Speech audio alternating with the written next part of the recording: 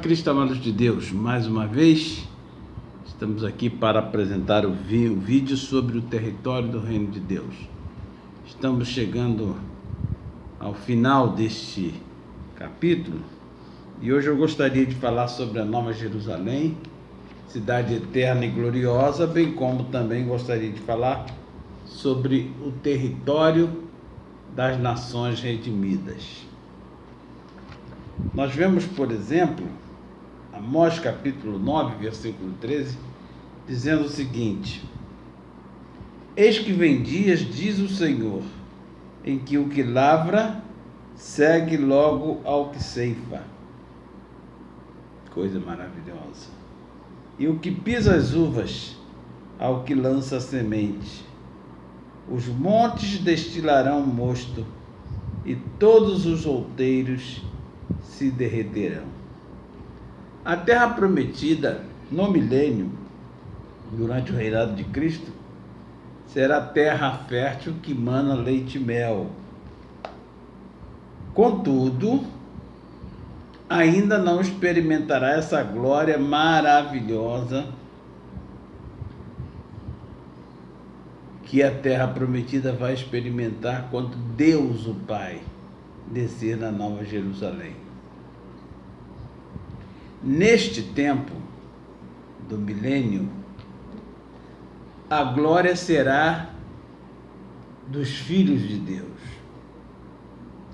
Deus estará ocupado em manifestar a glória através dos filhos de Deus e usá-los para a restauração de todas as coisas. Sim, senhores, a palavra de Deus nos promete que vem o tempo da restauração de todas as coisas. Não podemos nos esquecer que quando Jesus chegar junto com o povo, aquele texto que diz: quem são estes que vêm como pomba voando para o seu pombal? Jesus e a igreja.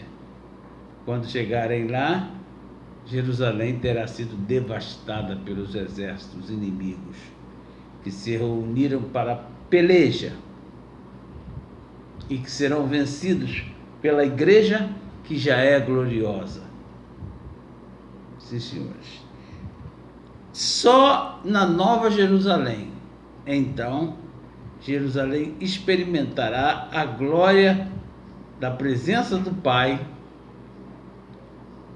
e todos os filhos de Jesus Cristo glorificados, claro que desde o princípio do milênio, mas restaurando todas as coisas. A Nova Jerusalém vem, pousa-se sobre o Monte Sião, com toda a sua pompa e glória, que nós sabemos que ela deve ter, porque foi feita, forjada no céu, segundo a vontade de Deus. E a palavra do Senhor continua nos dizendo: vi um grande trono branco, e aquele que nele se assenta, de cuja presença fugiram a terra e o céu, e não se achou lugar para eles. Após o juízo final, a terra e o céu fugirão da presença de Deus, conforme diz o texto, passando por um processo de transformação plena, a fim de serem purificadas toda a injustiça, toda a malignidade, toda a maldade que foi semeada pelo reino das trevas. Sim, senhores, o que vai acontecer vai ser um tempo de purificação total, restauração de todas as coisas.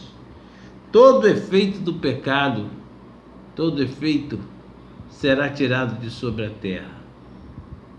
É uma limpeza total. O reino das trevas nunca mais será lembrado sobre a terra. 2 Pedro capítulo 3, versículo 13, nós lemos assim: nós, porém, segundo a sua promessa, baseado em promessa, esperamos novos céus e nova terra, nos quais habita a justiça. Preste atenção. Novos céus e nova terra não significa um céu novo e uma terra nova. mas restaurados. Porque, do contrário, se assim fosse novos e novos, a promessa de Deus a Abraão não poderia ser cumprida perpetuamente. Porque seria nova terra, então a terra que Deus prometeu a Abraão e a sua descendência estava na terra antiga. Mas não, é restauração. Novos céus. Novo no sentido de celestial, do alto. É o sentido que a palavra quer dar aqui quando fala de novos céus e nova terra, nos quais habita a justiça. É o reino de Deus estabelecido. O reino de Deus é um reino de justiça, paz e alegria no Espírito Santo. O reino de Satanás é um reino que vem para matar, roubar e destruir. Um reino de injustiça, angústia e alegria no pecado. É o inverso do reino de Deus. Mas a glória de Deus se manifestará e estabelecerá um novo tempo. Por isso, nós temos a certeza de que Deus vai cumprir a sua promessa para Abraão e a sua descendência.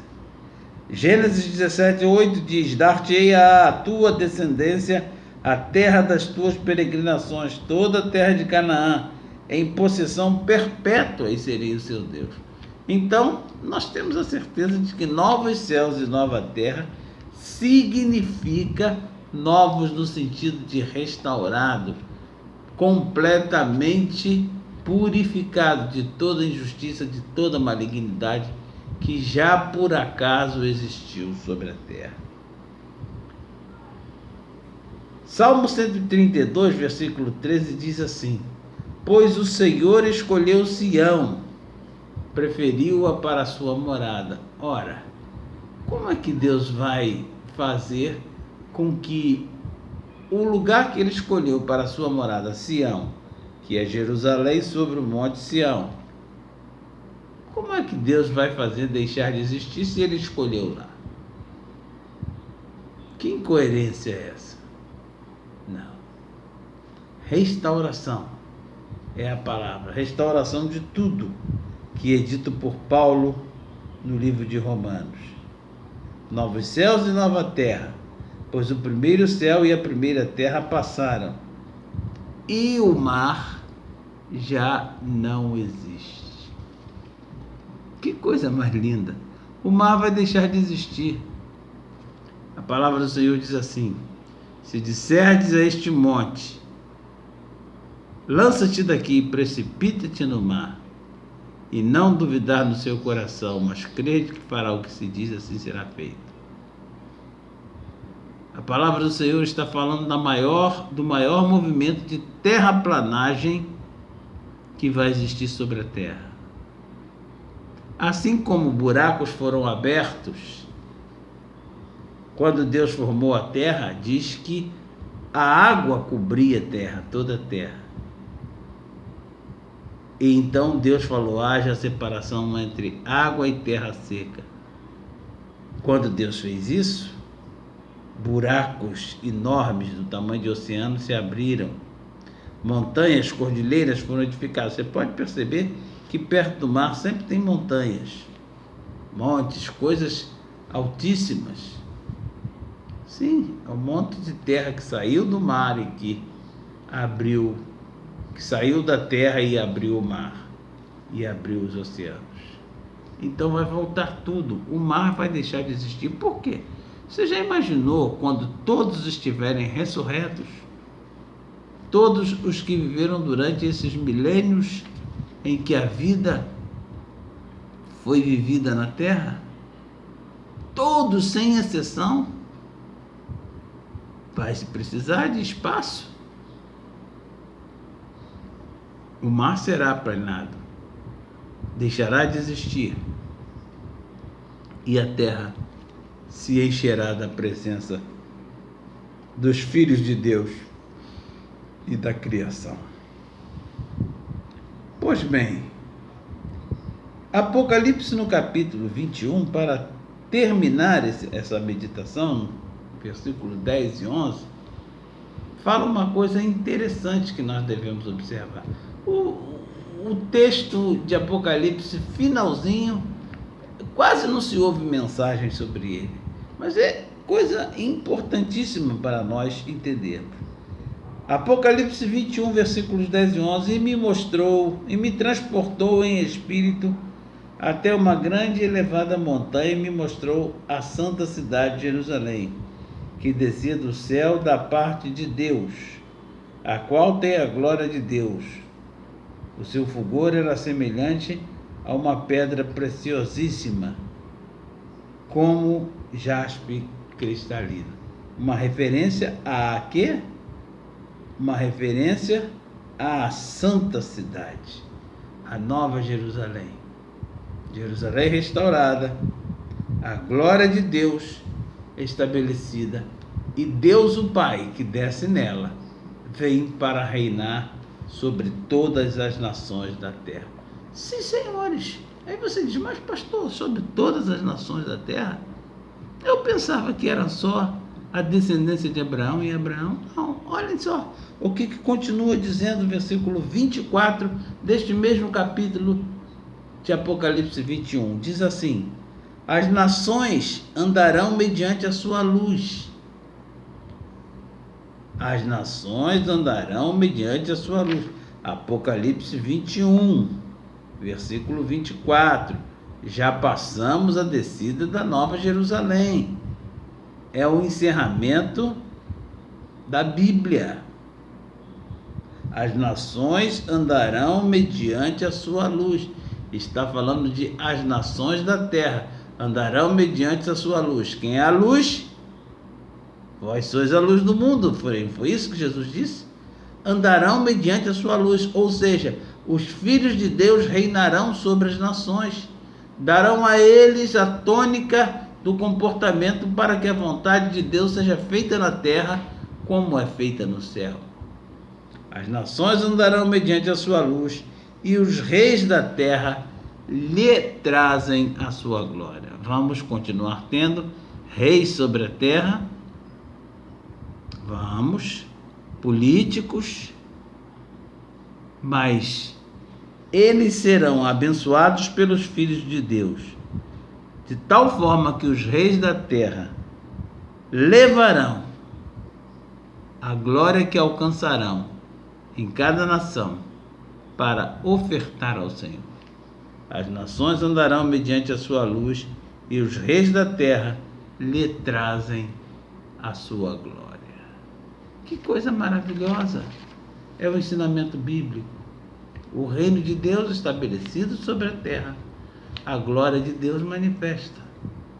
Coisa linda essa verdade para a nossa vida. Que o Senhor nos ensine a observá-la e a contê-la em nosso coração, em nossa mente, para a glória do seu nome. Sempre em nome de Jesus.